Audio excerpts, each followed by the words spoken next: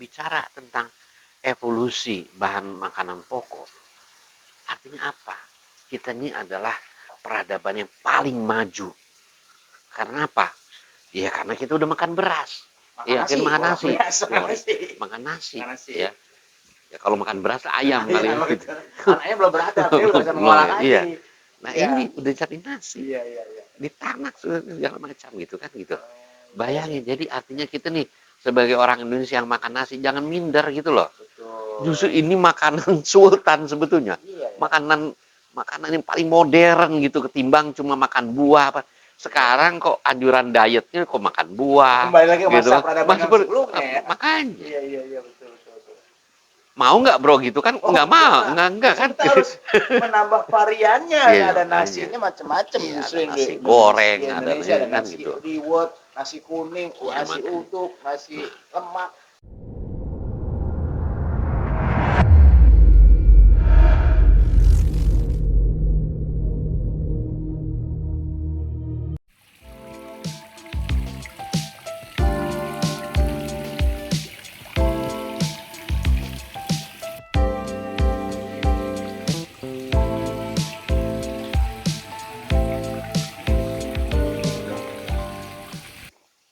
Assalamualaikum warahmatullahi wabarakatuh. Halo kawan imajinasi Rik, masih barengan Kata Gibrik dan juga Kang Rik Kristiana di imajinasi Rik. Kali ini kita sudah sampai di episode yang kesekian kalinya, udah nggak tahu lah berapa kali episode. Luar biasa animo dari teman-teman semuanya, dan kita nikmati dulu nih sajian kuliner khas orang Indonesia biasanya nih Kang. Ngomong Kang. Ya. Kayak rumah siapa pada rumahnya beliau. Lapar soalnya malam-malam nih Kang. Nah, kalau kita ngomong masalah kuliner, terlintas ada imajinasi aku, ya. Dari fakta bahwa makanan kita nih, menurut saya, ya, itu makanan khas Indonesia ya, khas Indonesia. Ya, mungkin kawasan Asia Selatan lah termasuknya gitu ya. Bahwa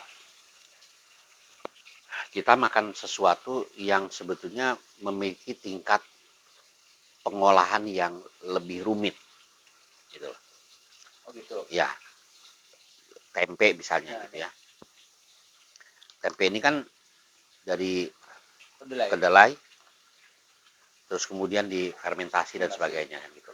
Ya, artinya ada proses yang lebih kompleks gitu ya.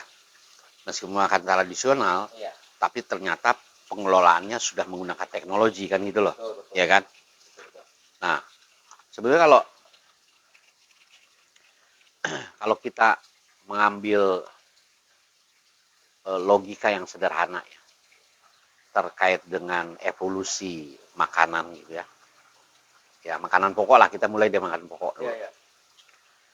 Dari evolusi makanan pokok, maka sebetulnya imajinasi saya kembali kepada awal peradaban manusia, gitu. Di mana barangkali di awal pengetahuannya yang sederhana adalah memakan sesuatu yang menggelantung di pohon-pohon gitu kan gitu. Ya mungkin mereka lihat monyet gitu kan, wah monyet ada makan buah ini gitu ya, berarti nggak beracun terus dimakan kan gitu loh ya. Sesimpel itu gitu kan gitu loh ya. Oh ada kalong makan apa, mangga misalnya atau apa, nangka apa segala macam gitu, oh ini berarti mungkin nggak bisa dimakan kan gitu loh.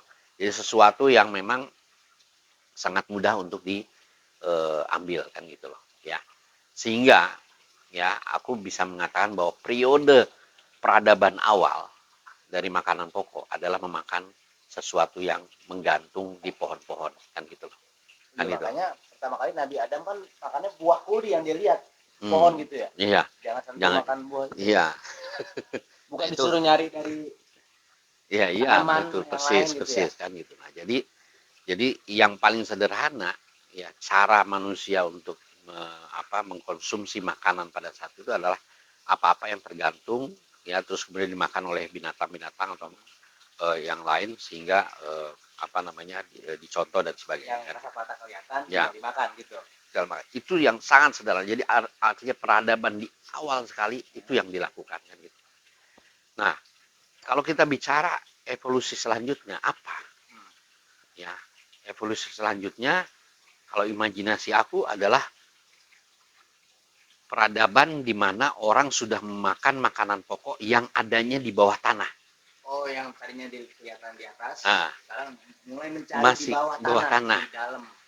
Kacang-kacangan, gitu ya. Umbi-umbian. Umbi-umbian, ya, ya, yes, berbagai macam. Dengan pengolahan yang juga cukup sederhana. Ya.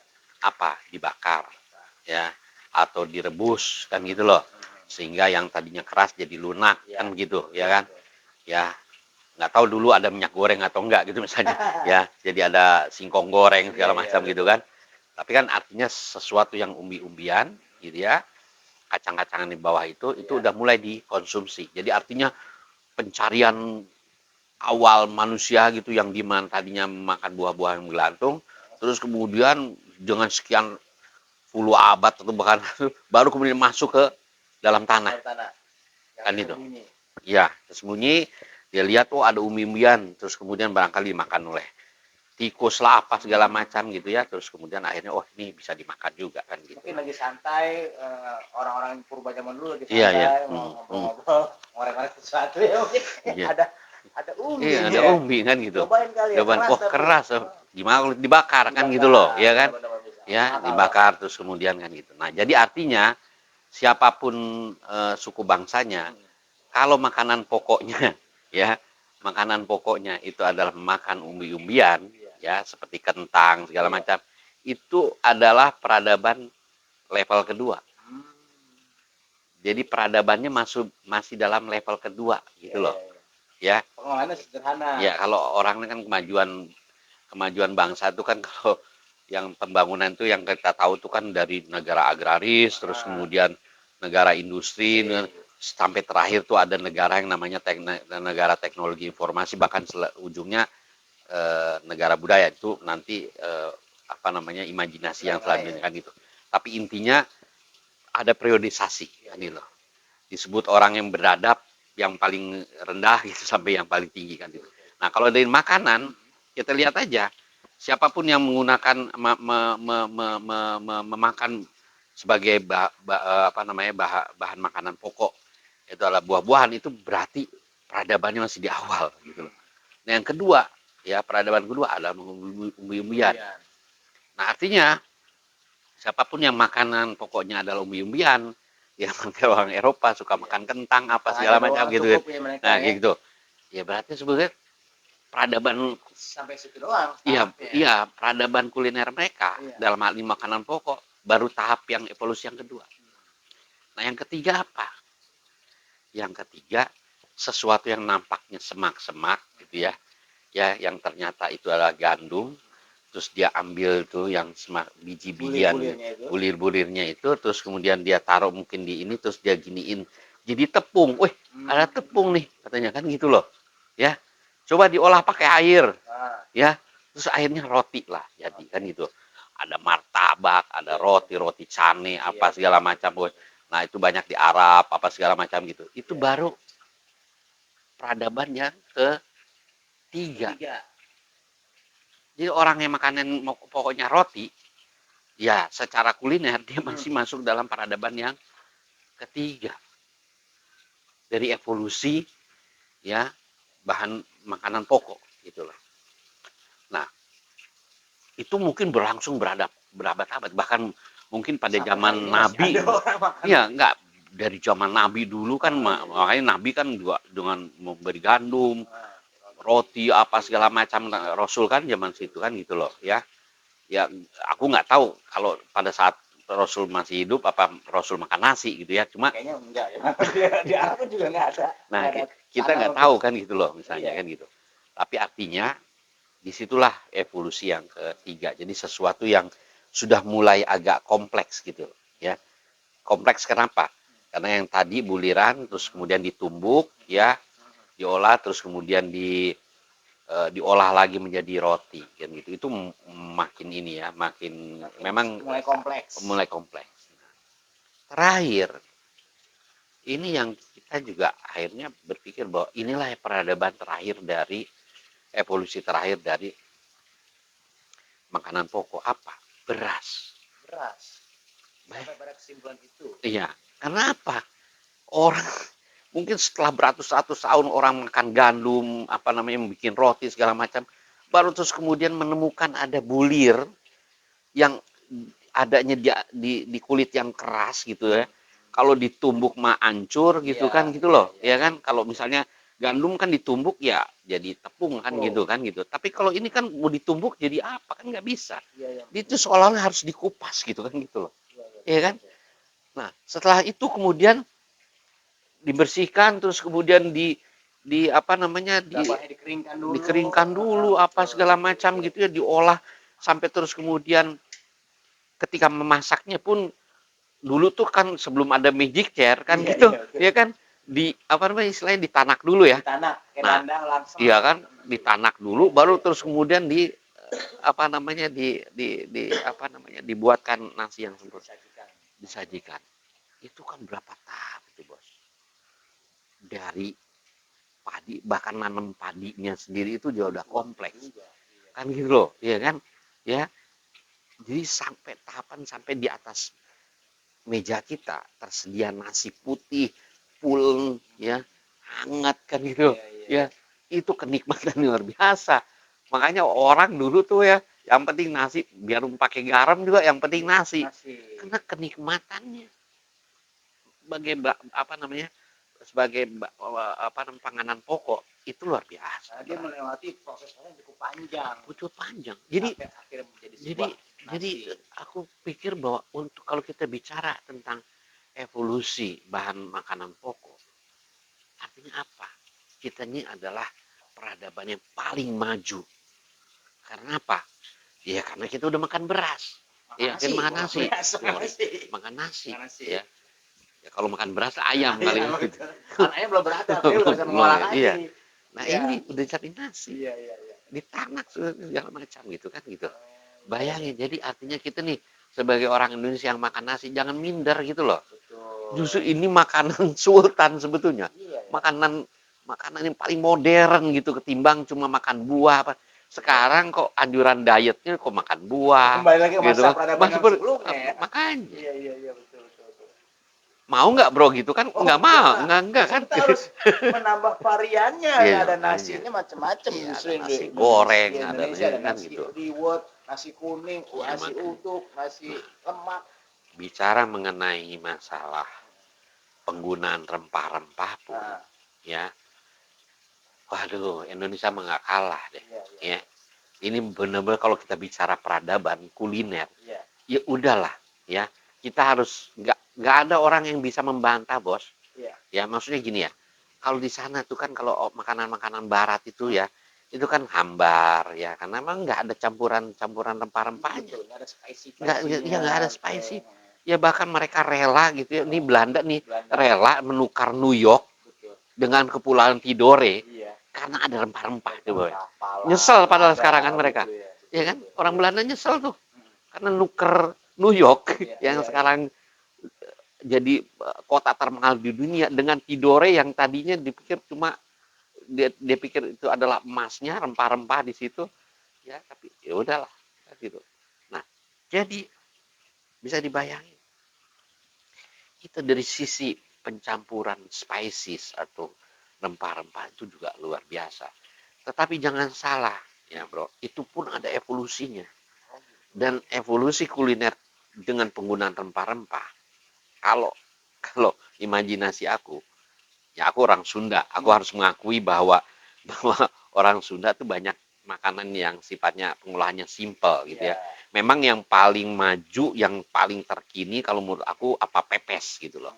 Ya. Udah mulai ada banyak. Iya, udah rempah-rempah masuk segala macam gitu kan, ya. Pepes itu udah teknologi tinggi tuh, ya. Makanya orang Sunda yang penting punya kebun makanan di situ cukup. Iya, makanya nasi, sambal, cabai, tumbuk segala macam, pakai garam, pakai terasi segala macam. Tapi terasi juga udah teknologi tinggi sebetulnya kan itu pengolahannya. Tapi artinya Jawa Barat paling sederhana gitu ya. Ya paling ke sininya ada pepes tadi ya, sampai pepesnya tuh tulangnya tuh jadi lunak segala macam, itu teknologi yang berkembang sendiri di daerah Jawa Barat gitu ya. Ada tuh yang namanya pindang maecot juga tuh. Nah, itu juga hasil dari pengembangan terkini lah gitu ya. Tetapi kalau kita perhatikan ya, dari Jawa Barat, ini larinya kemana sih? Gitu. Ke timur atau ke barat gitu. Ternyata kalau kita lihat, teliti lagi, ya, evolusi yang terjadi, ya, itu ternyata ke barat malah. Ke arah barat terus. Jadi dari yang paling sederhana, ya, memang akan ada juga yang ke timurnya, ya, sampai ujungnya di Bali lah begitu ya. Ya, tapi kalau kita bicara Papua, aduh beda lagi kan. Papua lebih lebih lebih sederhana di peradaban awal lah kan begitu ya polanya. Tapi kalau kita bicara Bali, oke lah, mungkin. Tapi kan Bali Jawa itu, mohon maaf ya, itu juga sangat terpengaruh dengan, ya, sekarang kita pernah dulu namanya warteg ya, itu pedes-pedes nggak ada kan, manis kan. Jawa Barat ini standar kan gitu loh, ya kan. Kesini aja warteg jadi pedes semua kan gitu loh. Ya, nasi pedes juga yang dari Jawa Barat, apa yang di Jawa nasi pedes itu juga asalnya jangan-jangan ya dari Barat, dari Jawa Barat gitu kan, sambal itu. Tetapi kalau penggunaan rempah-rempah yang lebih sophisticated itu ternyata berujung ke barat. Nah, jadi kalau kita perhatiin ya, Jawa Barat, Sunda, lari ke Lampung, ya, itu udah lebih sophisticated pengolahan rempah-rempahnya. Ya, makanan khas Lampung kita tahu ya, memang nggak jauh-jauh dari Palembang apa segala macam, Jambi gitu ya. Ya, kalau kita bicara itu kan kayak namanya pindang ya, pindang patin apa segala macam, itu tuh penggunaan rempah-rempahnya udah kuat, udah mulai kuat, udah mulai kuat. Makin ke sana lagi, ke barat lagi, kita bicara Padang lah. Ya, Padang, itu makin ini lagi kan. Itu kekayaan rempah-rempahnya. Sebelum ke situ Medan dulu barangkali, baru ke Aceh. Nah, ternyata ya, kalau kita ya katakanlah orang India membanggakan itu, jangan-jangan itu asalnya dari Aceh. Makanan Aceh sama India yang nggak jauh beda. Itu sebuah, yang India itu advance-nya dari yang dari Aceh. Begitu pula dari yang di Thailand. Thailand kita kenal tom yam pasir, itu kan sebut pindang-pindang juga gitu loh. Ya, nah itu mungkin ada yang sedikit ke utara, tetapi berujung dengan benar-benar penggunaan rempah-rempah yang sangat sophisticated memang ada di India. Kita harus akui itu, gitu loh. Tapi banyak banget makanan yang penuh dengan rempah. wah, Kalau lihat video tuh di pindahan tuh apa dicampur? cabul apa segala macam. Iya kan? Tapi Ya. makanya tetap yang dimakan gitu kan. Ya mungkin gitu ya. Ya, apalagi kalau udah dicampur pakai ini segala macam. Iya, iya kan. Iya. Tapi ya udah itu. Memang kalau kita bisa bisa pahami itulah. Jadi apa, selalu ada perkembangan dan ujungnya Indonesia gitu. Jadi ya wajar lah kalau kemudian kita kita seharusnya bangga gitu. Karena apa? Karena banyak hal yang indikasi peradabannya itu ya asalnya dari Indonesia gitu loh. Ya, tadi mengenai pengolahan kedelai gitu ya, dengan menjadi tempe, menjadi tahu, menjadi apa segala macam, itu kan teknologi tinggi. Bahkan kalau nanti di imajinasi yang lain kita bicara bahwa katanya makanan-makanan model tempe, tape ketan, apa sebenarnya makanan Atlantis katanya kan gitu. Jadi di kebudayaan atau di bangsa Atlantis itu makanan itu termasuk yang diindikasikan oleh Plato bahwa makanan pokok di Atlantis ada buliran, yaitu bisa jadi beras. Jadi jangan-jangan Atlantis ada di Indonesia misalnya gitu. Itu imajinasi selanjutnya. Tapi intinya bahwa kita patut berbangga, kuliner kita luar biasa gitu ya. Kalau kita bicara soto aja, soto Madura, Betawi, apa coba, Banjar, Bahkan di Makassar, jadi coto kan gitu loh. Ya itu mah agak genit-genit aja gitu ya. Nah, jangan. sama semua Iya, ya. sebenarnya soto sama. Dan ada satu hal gitu ya. Ini aku harus bilang, dan ini harus jadi penelitian sebetulnya ya. Jadi gini ya. Kita nih secara kuliner pencampurannya itu menganut, imajinasi aku tuh menganut yin and yang-nya gitu. Jadi kalau ada racun di situ, ada penawarnya di situ. Iya. Secara otomatis gitu. Iya, selalu ada kombinasi itu. Jadi rempah-rempah itu yang kita campurkan ke dalam makanan oleh orang-orang tua dulu, itu sebetulnya salah satunya untuk mengimbangi, ya. Kalau ada racun atau ada sesuatu yang buruk Iya. dicampur dengan rempah-rempah tertentu menjadi baik. Contohnya apa? Iya. Penggunaan kunyit. Kunyit. Pak, makanan kita ini pedas-pedas semua. Iya. Ya. Makanya ketika kemudian ditambah kunyit, yang kunyit itu manfaatnya menguatkan perut, ya, sepedas apapun kalau ada kunyit di situ, nggak ada dampaknya. Oke. Jadi, jangan-jangan nih, mohon maaf Pak ya, makanan yang paling sehat itu kita. Yang nggak sehat tuh ya kayak orang obesitas itu terjadi di Amerika. Di kalangan Asia sebenarnya nggak ada. Ya, buktinya Tata dari dulu aku kenal sampai sekarang masih begitu-gitu aja gitu. Makanannya enak-enak semua. Yang kombinasi rempah-rempahnya tuh menganut tadi. Senyawa-senyawanya itu pasti saling melengkapi satu sama lain. Tapi ada racun, ada penawar. Bayangin, ada beberapa panganan yang kita tahu kalau dimakan langsung itu jadi beracun. Dengan pencampuran rempah-rempah tertentu menjadi bisa dimakan. Banyak kejadian seperti itu. Makanya misalnya kalau kita makan soto Betawi yang asli itu kan pakai susu. Susu. Dengan lemak yang begitu tinggi, mungkin menginterasi dengan susunya. Susu, atau ya. Atau dengan ada jahenya, barangkali kan gitu loh, ya. Ada ketumbarnya. Ada. Jadi, bro, jangan-jangan nih, kalau kita bicara tentang apa namanya istilahnya tuh, kalau itu gastronomi, ya, ilmu permakanan gitu ya, perkulineran gitu ya, tes aja deh, pakai laboratorium paling canggih. Sebetulnya makanan tradisional kita tuh membahayakan atau justru menyehatkan. Iya betul, karena orang tua kita zaman dulu sampai hari ini umurnya panjang-panjang. Ya coba bertarung aja lah misalnya, rendang sama steak dari apa namanya dari California atau dari mana lah steak yang paling enak di Amerika, sebut aja lah misalnya dengan rendang misalnya, ya. Jangan-jangan nih, kenapa orang bilang katanya orang rendang mah udah nggak kerasa dagingnya, jangan-jangan itu satu hal bagaimana kemudian membuat daging itu tidak berbahaya. Jangan-jangan dengan menguras darah apa namanya sekering-keringnya gitu ya, nggak ada darah lagi gitu ya, ya. Sementara orang bule makan medium segala daging mentah gitu kan, makan kita nggak tahu ada belatung atau apa gitu kan segala macam.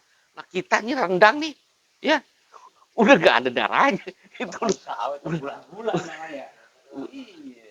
Ngeri kan. Makanya kalau makan rendang suka lama karena sayang kan. Artinya apa? Teknologi pengawetnya juga tinggi kan gitu loh. Jadi melalui rempah-rempah pengawetnya apa segala dengan campuran-campuran tertentu ada jatuh warna alaminya. Coba yang pakai pandan, pakai apa segala macam gitu ya. Itu kayak bang, ya udahlah ini surga kuliner. Ya, surga kuliner. Kita nih. Kalau rendang jadi makanan enak nomor 2 itu juga suatu kewajaran ya, diakui oleh dunia. Bukan nomor 2, nomor 1. Iya, nomor 1. Karena iyalah. The word spicy. Nggak ada makanan dengan proses selama itu. Nggak ada. Itu karena apa? Itu benar-benar itu ibaratnya mengeluarin darah sampai seini. Itu juga bukti evolusi peradaban yang paling tinggi. Karena kan butuh waktu. Kalau yang tadi Kang Rick bilang kan, yang namanya manusia awal-awal kan makannya simpel. Ini kan kalau kita mau ngomong nih chefnya kita nih sebetulnya nih para mbok-mbok zaman dulu yang bikin gudeg, bikin apa segala macam, ya itu master chef bro, master chef. Bisa awet itu berhari-hari. Iya makanya. Orang gitu.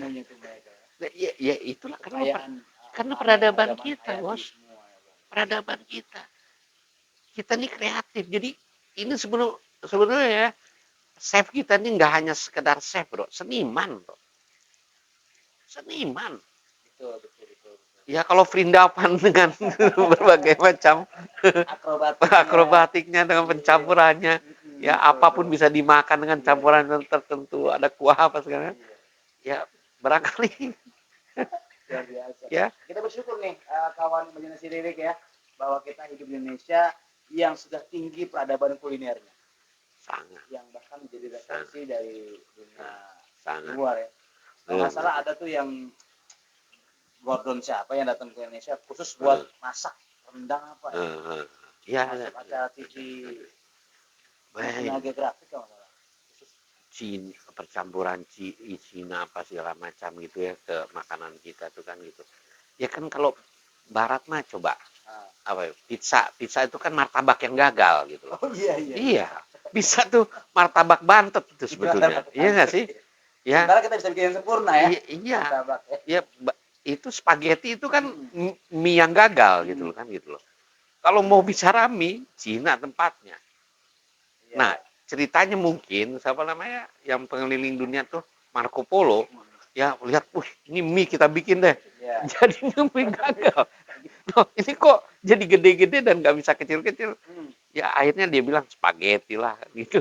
Ya, Iya, iya, iya. ya udahlah. Tapi memang yang menarik adalah walaupun kuliner kita mengalami gempuran atau asimilasi dari budaya-budaya yang lain, misalnya contohnya dari Cina lah yang paling simpel, bakso.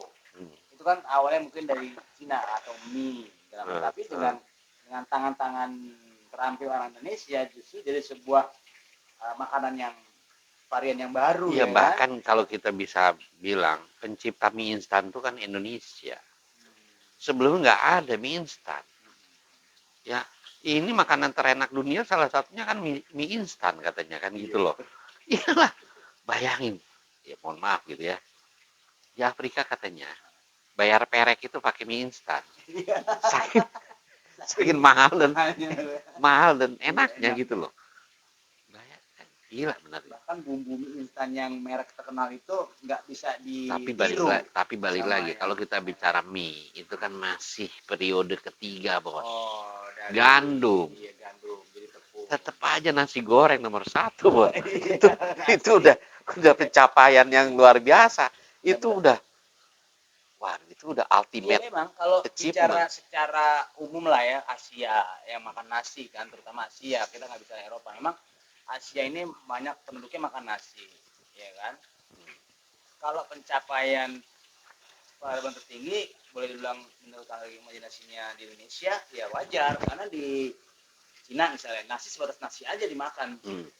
Ya Jepang kan? misalnya, Jepang, ya kan? Kalau kita kan ada banyak varian-varian ya, dibikin lah pakai lemak, bumbu apa nasi uduk, nasi. Iya, bayangin. Orang bilang ini Kebuli itu dari mana kebuli? Nasi kebuli. nasi kebuli ya dari Arab memang sih ya. Cuma kan kayak rempah-rempah apa segala macam berasal kan dari Indonesia. Iya. Zaman Rasul ada nggak nasi kebuli? Kayaknya nggak ada deh. Itu kan nanti belakangan aja. Ya kan? Setelah orang banyak ke Indonesia, dia ambil berasnya kan gitu loh. Oh, bisa juga nih campur nih. Ya. Jangan-jangan kebuli itu dari kata kebul, mengebul. Jangan-jangan. Kan kita nggak tahu juga gitu kan. Wah, kebuli kan. Kan panas-panas gitu. Iya, kan. makanya kan gitu Iya. loh. Ya, jadi begitu. Jadi bahkan nasi goreng udah mengalami apa metamorfosis lagi ya. Ada lagi. nasi apa namanya nasi gila Nasi gitu kan. gila. Ya kayak gitu kan. Udah makin spesialis lagi. Nasi maut, ini nasi goreng campur lagi mie lagi. Itulah saking tingginya ya peradaban orang Indonesia. Ya, kita kreatif, seniman. Itu seniman semua. Ya, chef kita seniman. Bahkan nasi pun bisa dibikin dengan macam-macam bentuk. Oh iya. Kalau orang Cina cuma nasi ya dimangkok aja. Kalau kan dibikin panjang jadi lontong. Iya, jadi lontong ya. Dibikin segi empat jadi ketupat ya kan. Nasi yang udah pengen basi dibikin jadi rengginang kan gitu kan gitu. Ya. Iya kan? Iya. Oh ya, luar biasa. Nasi dari beras ketan jadi apa tuh makanan yang kalau lagi lebaran tuh suka bikin ini. Ini terakhir nih ya. Ya di mana di Amerika orang udah mulai makan kedebong pisang. Di kita tuh di zaman Jepang kita tuh yang namanya apa nih? Apa umbi-umbian tuh yang dari pisang itu tuh apa tuh? Apa? Itu udah dimakan, Bos. Iya kan? Iya, iya, iya, iya. Akar bambu kita makan, Bos. Iya, Iya nggak? rebung. Rebung kita makan bambu ya. Luar biasa emang. Iya. Makanya sebagai generasi muda nih saya sebenarnya jadi berpikir bahwa ternyata kita harus bangga sebagai orang Indonesia Bangga yang punya banget. tingkat peradaban kuliner yang lebih tinggi dibandingkan bangsa-bangsa lain. Betul. Bos, terakhir nih. Kalau kita bicara tadi kan, negara agraris, negara industri, negara informasi, negara teknologi informasi, ya. Terus terakhir itu sebenarnya negara budaya. Jadi kemajuan sebuah bangsa itu dari hasil budayanya. Kita ini bisa giant leap sebetulnya. Dari negara agraris terus sebentar ke industri udah langsung menjadi negara budaya. Pokoknya siapapun yang menguasai budaya, ya itu menguasai seluruh yang ada. Contohnya K-pop. K-pop ini, ya aku ingat banget tahun-tahun 90-an gitu akhir gitu ya. Ya menjelang tahun 2000. Aku ke sana tuh ya banyak banget orang Korea. Dia belajar musik, belajar apa segala macam gitu ya. Sampai akhir melahirkan K-pop yang sekarang. Jualannya itu dari jualan budayanya itu mereka bisa menggerakkan jualan produknya. Samsung lah apa segala macam gitu kan dari itu. Ya. Emang Amerika dagangannya apa? Hollywood kan gitu loh. Ya, Aston Martin masuk ke situ, Lamborghini segala macam yang produk-produk Eropa itu attach ke budaya Amerika. Nah, jadi kalau kita mau giant leap sebetulnya, jadilah negara budaya. Dagangannya itu, komoditasnya itu. Makanya disebut dengan civil society. Kan society kan Yeah. berkebudayaan. Ujung dari apa yang Iya. kita Wah itu udah topik yang lain dari imajinasi. Oke. Inilah makanya disebut dengan imajinasi itu adalah semakin dalam kita menyelami, ini kita semakin lupa daratan. Iya. Sampai lupa lagi kita nih mau ngebahas yang soal kuliner bisa nyambung kemana-mana. Iya, Ya. siap. Makanya tonton terus kawan Imajinasi Great episode demi episode dari channel ini. Dan jangan lupa untuk tetap follow, like, dan subscribe, dan juga komen. Ya, siapa tahu nanti kalau kita ada sedikit rezeki kita kasih giveaway, kita kasih kaosnya. Nanti kita tunjukin lah kaosnya buat teman-teman nanti kalau mau kita kasih ya. Oke, itu aja mungkin saat ini Imajinasi Lirik Official yang udah bisa teman-teman nikmatin. Dan kita kembali lagi di episode mendatang. Saya Dr. Bibik dan juga Kang Lirik Kristiana. Kami undur diri. Assalamualaikum warahmatullahi wabarakatuh. Waalaikumsalam.